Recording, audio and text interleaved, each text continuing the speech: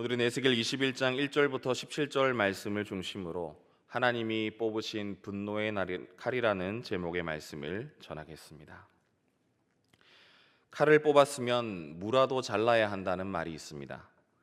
우스갯소리 같지만 여기에는 무서운 진리가 담겨 있습니다.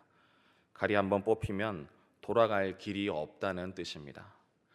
그래서 유능한 장수는 함부로 칼을 뽑지 않습니다. 김훈 작가의 소설 칼의 노래에서 이순신 장군은 칼이란 존재의 무게를 이야기합니다. 칼은 쓰라고 만들어졌지만 칼집 속에 있을 때가 더 무겁고 오히려 무섭다고 말합니다. 왜냐하면 칼은 한번 뽑으면 반드시 피를 보고 되돌릴 수 없는 결과가 따라오기 때문입니다. 이순신 장군의 칼에는 이런 글귀가 새겨져 있었습니다. 일휘소탕 혈염사나. 무슨 말이냐 하면 한번 휘둘러 쓸어버리니 피가 강산을 물들이도다, 이런 말이 적혀 있습니다. 이 글귀는 이순신 장군의 무용을 뽐내는 것이 아니라 칼을 뽑는 순간 수많은 생명이 희생된다는 사실을 잊지 않으려고 이순신 장군이 깊은 고뇌를 담아 새긴 것입니다.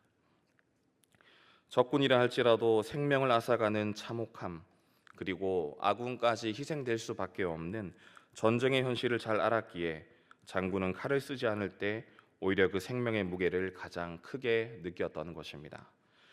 그에게 칼은 함부로 휘두를 수 없는 책임감이자 무게였던 것입니다. 이순신 장군이 칼을 그렇게 신중히 다루었던 것처럼 하나님의 칼의 이야기가 오늘 본문에 나옵니다. 그런데 하나님의 칼은 더 엄정한 칼입니다.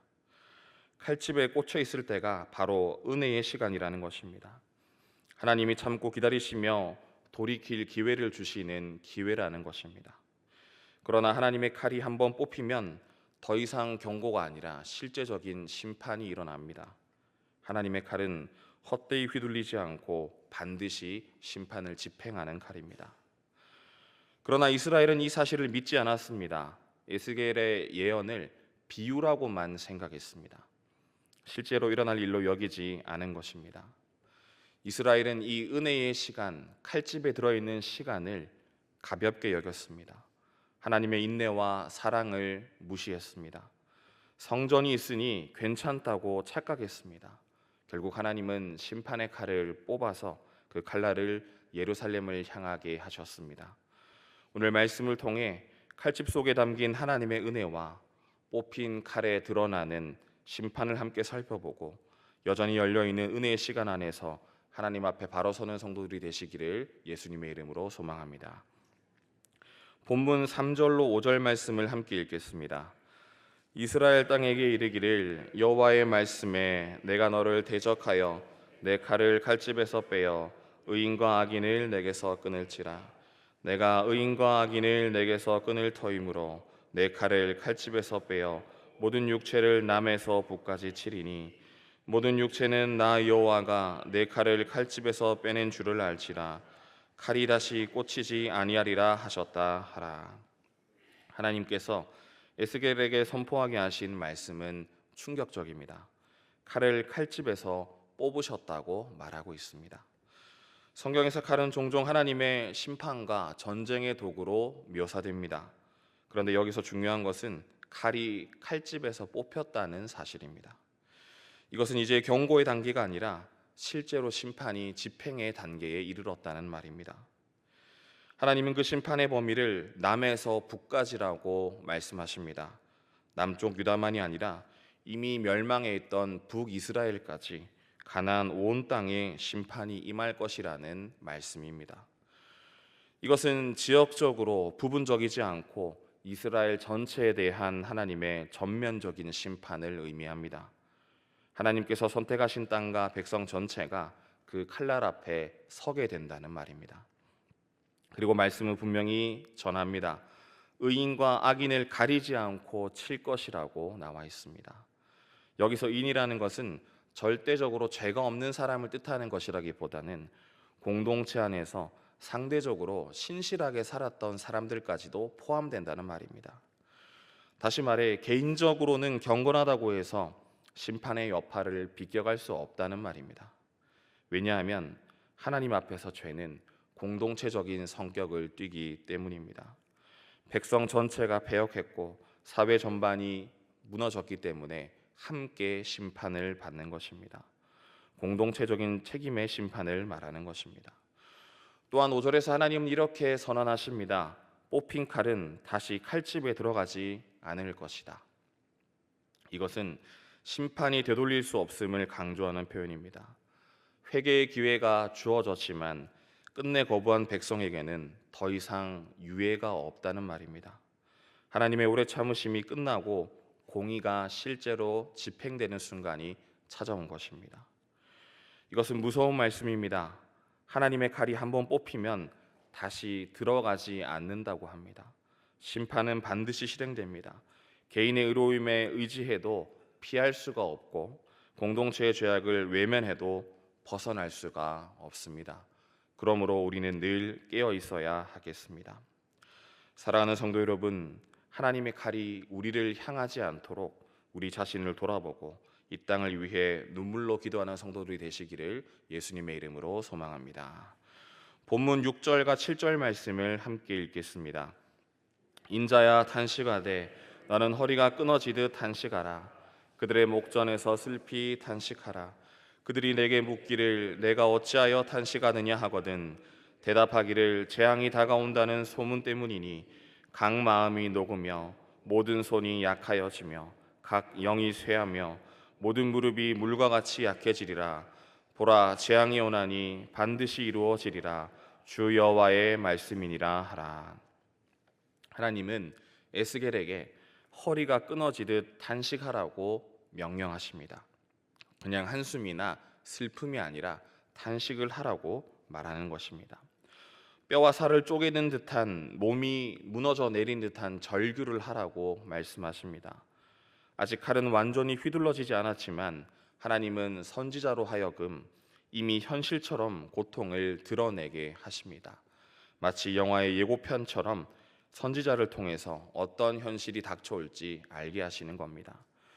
왜냐하면 백성이 비유와 경고를 현실로 받아들이지 않았기 때문에 이렇게 시청각으로 보여주시는 것입니다. 에스겔의 탄식은 개인의 감정이 아니라 하나님의 심정을 대변하는 행동 예언이었습니다. 하나님께서 심판을 미루시는 동안 선지자의 탄식은 하나님의 마음을 드러내는 마지막 경고가 된 것입니다. 7절에서 묘사되는 결과는 4가지입니다. 각 마음이 녹고 이렇게 나와 있습니다. 이 말은 더 이상 미래를 기대할 수 없는 절망을 말하고 붙잡을 희망이 사라진 상태를 말씀하십니다. 모든 손이 약하여지며 이 말은 삶을 감당할 힘조차 빠져나가 버린 상태를 말합니다. 아무리 애써도 감당할 수 없는 무기력이 너희들에게 찾아올 것이다 말씀하시는 겁니다. 강령이 쇠약하며 이 말은 존재의 중심이 무너지는 영적 붕괴를 말합니다. 하나님이 떠난 현실 속에서 영혼은 바싹 마르게 될 것이다 이렇게 말씀하시는 겁니다. 모든 무릎이 물같이 약해지리라 이 말은 현실 앞에 주저앉은 패배를 말합니다. 더 이상 일어설 수 없고 무릎이 완전히 풀려버린 상태가 될 것이다 이렇게 경고하시는 겁니다. 하나님께서는 에스겔로 하여금 이런 탄식을 몸으로 드러내게 하셨습니다. 한 사람의 울음과 절규를 통해 공동체가 눈을 뜨고 심판의 현실을 직면하게 하려는 것이었습니다. 하나님의 말씀은 반드시 현실이 됩니다. 경고를 가볍게 흘려듣지 말아야 하는 것입니다. 지금이 은혜의 시간이고 회개의 기회인 것을 기억해야 하겠습니다. 사랑하는 성도 여러분, 우리가 무너지는 심판의 날을 기다리는 것이 아니라 오늘 이 순간 회개함으로 하나님의 마음을 기쁘시게 하는 성도들이 되시기를 예수님의 이름으로 소망합니다. 본문 9절로 11절 말씀을 함께 읽겠습니다. 인자야 너는 예언하여 여호와의 말씀을 이같이 말하라.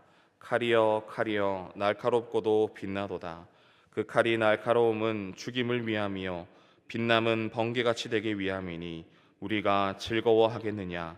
내 아들의 귀가 모든 나무를 업신여기는도다.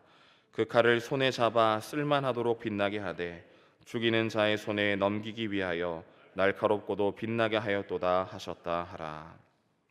하나님께서 에스겔에게 보여주신 칼은 두 가지 특징을 가지고 있습니다. 먼저 날카롭다입니다.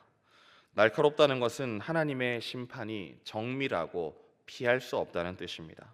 둔탁하거나 우연히 휘둘러지는 칼이 아니라 하나님의 공의가 한치의 오차도 없이 베어질 것이라는 의미입니다. 또 빛난다는 것은 하나님의 심판이 은밀하지 않고 모든 것이 드러나는 심판이 되게 될 것이라는 말입니다. 사람의 눈에는 가려진 죄일지라도 하나님의 거룩 앞에서는 번개같이 드러나게 된다는 말입니다. 그리고 이 칼은 죽이는 자의 손에 넘겨졌다고 말씀합니다. 이것은 하나님의 심판이 비유나 어떤 가능성이 아니라 실제로 집행될 준비가 완료되었음을 알려주시는 것입니다. 더 이상 칼집 속에 머물러 있는 은혜의 시간이 아니라, 유예의 은혜가 아니라 실제 심판의 칼날이 공동체 위에 겨누어졌다는 말씀입니다. 마지막으로 10절 후반부는 이렇게 말합니다. 내 아들의 규가 모든 나무를 업신 여기는도다. 여기서 아들의 규는 다윗의 왕조를 가리킵니다. 하나님이 약속하신 왕조조차 더 이상 존중받지 못하고 백성들의 죄로 인해서 무너진다는 뜻입니다. 칼은 단순한 전쟁 무기가 아니라 하나님의 권위를 세우는 도구였던 것입니다. 날카롭고 빛나는 하나님의 칼은 이미 준비되어 있습니다. 그 앞에서 우리가 할 수 있는 것은 오직 스스로를 살펴보고 공동체의 죄를 대신 끌어안고 회개하며 기도하는 것입니다. 사랑하는 성도 여러분, 하나님의 칼날이 우리를 향하지 않도록 날마다 하나님의 뜻을 살피는 성도들이 되시기를 예수님의 이름으로 소망합니다. 본문 14절 말씀을 함께 읽겠습니다. 그러므로 인자야, 너는 예언하며 손뼉을 쳐서 칼로 두세 번 거듭 쓰이게 하라. 이 칼은 죽이는 칼이라. 사람들을 둘러싸고 죽이는 큰 칼이로다. 하나님은 에스겔에게 손뼉을 치라고 말씀하십니다. 손뼉을 치는 행위는 하나님의 격렬한 감정 표현입니다. 우리가 분노할 때 책상을 내려치는 경우가 있듯이 하나님도 죄악을 향한 분노를 몸짓으로 드러내신 것입니다. 에스겔 6장 11절에서도 손뼉을 치며 발을 구르라 하셨는데 이것은 진노의 강도를 행동으로 보여주시는 장면입니다. 동시에 이 손뼉에는 백성을 치실 수밖에 없는 하나님의 깊은 아픔도 담겨 있습니다. 마치 탄식하며 우리가 그렇게 할 때 무릎을 치듯이 하나님의 분노와 슬픔이 뒤섞인 몸짓인 것입니다. 하나님의 손뼉치심은 심판은 반드시 이루어진다는 확증의 의미도 들어 있습니다. 심판조차도 애통 속에서 집행된다는 신적인 고뇌의 표현이기도 합니다. 그리고 하나님은 칼이 두세 번 쓰이리라 이렇게 말씀하셨습니다. 한 번 휘두르시는 것만으로도 충분한데 두세 번 반복하여 휘두르신다는 것은 심판이 철저히 진행될 것이라고 말씀하시는 겁니다. 여기에는 무자비한 잔혹성이 아니라 끝까지 깨닫게 하시려는 하나님의 집요한 사랑이 담겨 있습니다. 백성이 회개하지 않으니 하나님은 반복되는 심판을 통해서라도 마지막 기회를 주고 계신 겁니다. 그러나 그 심판은 개인이 아니라 공동체 전체에 임한다고 합니다. 아무리 우리가 개인적으로 경건하다 하더라도 공동체가 무너질 때 함께 흔들릴 수밖에 없습니다. 하나님은 남에서 북까지 온 이스라엘을 향해 심판의 칼을 휘두르셨습니다. 이것은 공동체적 책임을 묻는 하나님의 무서운 선언이었습니다. 그러면서도 이 심판은 단순히 파괴로 끝나지 않습니다. 기초부터 잘못 세워진 건물은 완전히 무너져야 다시 세울 수 있듯이 하나님은 철저히 무너지게 하심으로 새로운 시작을 준비하십니다. 무너짐은 끝이 아니라 새로운 회복으로 가는 시작인 것입니다. 하나님의 칼이 두세 번 휘둘러진다는 것은 무서운 경고인 동시에 새로운 기회를 향한 하나님의 집요한 사랑입니다. 그러므로 우리는 오늘 이 은혜의 시간을 결코 헛되이 보내지 말아야 하겠습니다. 사랑하는 성도 여러분, 하나님의 손뼉치심에는 분노와 슬픔이 함께 담겨 있습니다. 그 손뼉 앞에서 우리는 두려움으로만 서 있을 것이 아니라 겸손히 회개하고 기도로 나아가야 합니다. 그리하여 하나님의 진노를 막아내고 주님의 마음을 시원케 드리는 성도들이 되시기를 예수님의 이름으로 소망합니다. 본문 16절과 17절을 함께 읽겠습니다. 카라 모이라, 오른쪽을 치라, 대열을 맞추라, 왼쪽을 치라, 향한 대로 가라. 나도 내 손뼉을 치며 내 분노를 다 풀리로다. 나 여호와가 말하였노라. 이미 칼집에서 뽑힌 이 칼은 방향을 가리지 않고 휘둘립니다. 본문은 말합니다. 오른쪽으로 치라, 왼쪽으로 치라. 이것은 특정한 지역이나 특정한 사람만이 심판을 받는 것이 아님을 보여줍니다. 남과 북, 성안과 성박, 높은 자와 낮은 자, 의인과 악인 할 것 없이 하나님의 심판 앞에서는 예외가 없다는 뜻입니다. 이것은 무차별적인 폭력을 말하는 것이 아닙니다. 공동체 전체를 향한 하나님의 철저한 징계이고 하나님의 사랑의 마음을 표현하는 것입니다. 히브리어 원문을 보면 내 칼이 향하는 대로 이렇게 말이 나와 있습니다. 이것은 인간의 우연이나 전쟁의 돌발적인 상황이 아니라 하나님의 주권적인 뜻에 따라 칼이 정확히 향하고 있다는 의미입니다. 바벨론의 침략이 단순한 제국주의적 정복이 아니라 하나님 손에 붙들린 심판의 도구라는 사실을 보여주는 말씀입니다. 눈앞에 보이는 현실은 바벨론 군대의 칼이지만 그 칼날 뒤에는 하나님의 공의가 작동하고 있다는 말입니다. 더 충격적인 표현은 17절입니다. 나도 손뼉을 치리니 라고 하십니다. 성경에서 손뼉은 여러 가지 의미로 사용됩니다. 욥기 27장에서는 조롱의 표시로도 사용되었고 민수기 24장에서는 분노와 절망의 표현으로 사용되었습니다. 여기서는 감정 표현을 넘어서 하나님이 친히 심판을 확정하신다는 선언이 들어있는 것입니다.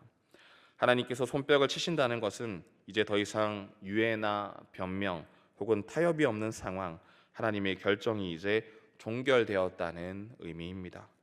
그리고 그것은 그저 분노의 폭발이 아니라 하나님의 공의와 최종 집행을 말씀하시는 겁니다. 이스라엘의 가장 큰 비극은 그 진노를 막아설 사람이 아무도 없었다는 데 있습니다. 아브라함이 소돔을 위해 중보했고 모세가 이스라엘을 위해 목숨을 걸고 기도했는데 지금 역사의 중요한 순간마다 하나님께서 사람을 보내시고 하나님의 마음을 붙드는 사람들이 있었는데 지금 이 에스겔의 시대에는 그 역할을 감당하는 사람이 아무도 없다는 데 있습니다. 결국 심판의 칼은 멈추지 않고 예루살렘에 쏟아지게 되었습니다. 이것이 공동체적인 심판의 무서움입니다. 내가 괜찮다고 해서 끝나는 문제가 아닙니다. 우리가 속한 공동체가 함께 죄에 빠져 있다면 그 죄의 책임은 결국 모두에게 돌아온다는 말입니다. 그리고 더 큰 비극은 그 죄를 하나님 앞에 아뢰고 막아설 영적 중보자가 사라질 때 하나님의 분노가 그대로 쏟아져 버린다는 사실입니다. 오늘 우리의 시대도 다르지 않습니다. 경제가 흔들리고 정치가 혼란스럽고 사회가 분열되어 있습니다. 그러나 더 큰 문제는 그 모든 현실을 두고 하나님 앞에서 눈물로 기도하는 사람들이 점점 사라지고 있다는 것입니다. 교회 안에서, 가정 안에서 나라를 위해, 이웃을 위해 무릎을 꿇는 성도들이 사라진다면 우리 시대 역시 에스겔 시대처럼 무너질 수밖에 없을 것입니다. 그러므로 우리는 다시금 이 부르심 앞에 서야 합니다.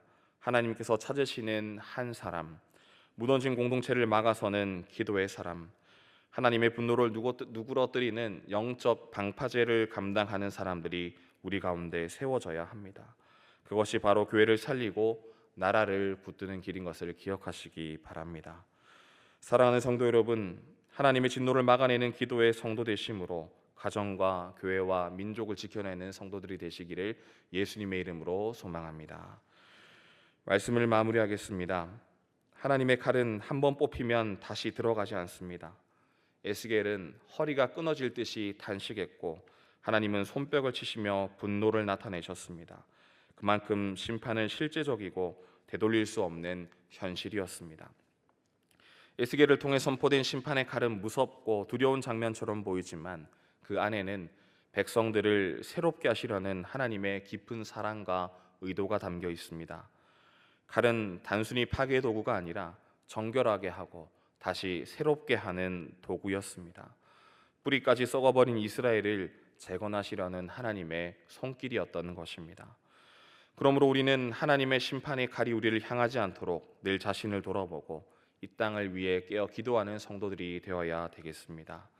사랑하는 성도 여러분, 오늘 말씀 앞에서 칼집 속에 담긴 은혜를 붙잡고 기도로 공동체를 지켜내는 성도들이 되시기를 예수님의 이름으로 소망합니다. 오늘 말씀을 기억하며 함께 고백하고 싶은 찬양이 있습니다.